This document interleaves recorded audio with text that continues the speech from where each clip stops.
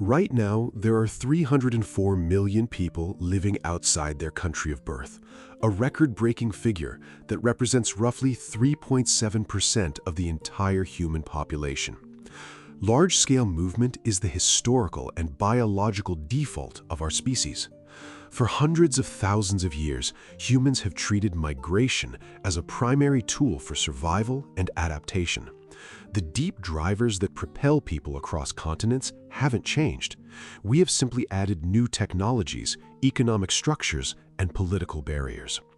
For the vast majority of our history, migration was a response to planetary mechanics. The initial out-of-Africa dispersal was facilitated by orbital climate swings, massive shifts in the Earth's axis that periodically transformed arid deserts into green, habitable corridors for early hominins to follow. As early societies developed new technologies, they gained the ability to override these environmental limits. Mastery of iron smelting allowed groups like the Bantu speakers to clear dense tropical rainforests and cultivate land that was previously unyielding, fueling a demographic expansion across half the continent. Similarly, the development of outrigger canoes and specialized sails allowed Austronesian populations to colonize the Pacific. By carrying essential crops and livestock across thousands of miles of open water, they settled previously uninhabited islands as far as Madagascar and Easter Island. These prehistoric migrations were not a search for wealth in the modern sense. They were a survival mechanism used to break past the carrying capacity of a local environment. The early modern period introduced a different driver of mobility, the demands of global capitalism. The integration of the Americas and Asia into European trade networks required a massive relocation of labor to extract resources, resulting in the forced displacement of nearly 13 million Africans through the transatlantic slave trade. After the abolition of slavery, colonial powers engineered a new system of indentured labor to sustain their plantations. Between 1834 and 1920, recruiters used a mix of debt bondage and deception to transport millions of workers primarily from India and China to distant territories like Fiji, Mauritius, and the Caribbean. This system used squalid barracks and draconian legal frameworks to segregate these arrivals from the local population. By creating distinct legal and social classes for these workers, colonial authorities established the racial and economic hierarchies that still characterize many of these former colonies today. For the first time in history, the fundamental driver of human mobility was the commodification of labor, treating millions of people as a liquid asset to be moved wherever the market demanded. While labor was being coerced in the colonies, 60 million Europeans were voluntarily crossing the Atlantic in the 19th century. This age of mass migration eventually sparked a political backlash as receiving nations moved to assert sovereign control over who was allowed to enter. Exclusion became a matter of state bureaucracy.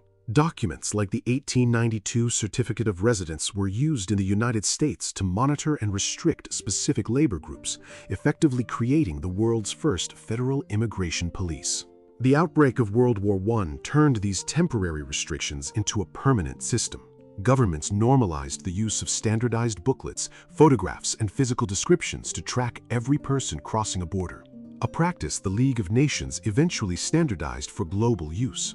This bureaucratic system transformed the act of physical movement into a highly regulated privilege. For the modern migrant, the ability to travel was now determined by the arbitrary lottery of where they happened to be born. The border control regime we see today is a relatively recent political invention designed to manage a species that is naturally and historically mobile. Despite these restrictions, people continue to move because of a complex financial calculus. Under the new economics of labor migration, moving abroad isn't just about escaping poverty, it is a calculated household strategy to diversify risk. This strategy has created a global remittance economy valued at roughly $905 billion annually. These are direct transfers from workers abroad to their families at home, totaling more than 3 times the value of all official international development aid. This capital acts as a private social safety net. If a local harvest fails or an economy stagnates, the migrant's wages sustain the family, effectively allowing households to self-insure against the failures of their local financial markets. Today's labor migrants are rational economic actors, utilizing international markets to ensure their families' survival in an increasingly volatile world. Now, a new driver is emerging that mirrors the earliest chapters of our history. Humanity is returning to a phase where migration is driven by absolute environmental necessity. Estimates suggest that by 2050, up to 216 million people could be internally displaced. These are people fleeing the destruction of the land they rely on for food and shelter. Sudden disasters like the cyclones that regularly strike the coast of Bangladesh can force millions to evacuate in a single day, contaminating fresh water and erasing infrastructure in a matter of hours. In low-lying nations like Kiribati, the threat is even more permanent. Rising sea levels and coastal salinity are systematically making agricultural land uninhabitable, forcing the government to plan for the eventual relocation of its entire population. Millions of people are turning to the same strategy their ancestors used for millennia. They are moving to survive.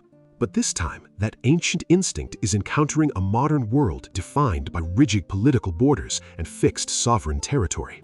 To see how these historical forces are continuing to shape our world, subscribe to I Had an Idea and click on the screen to watch the next video.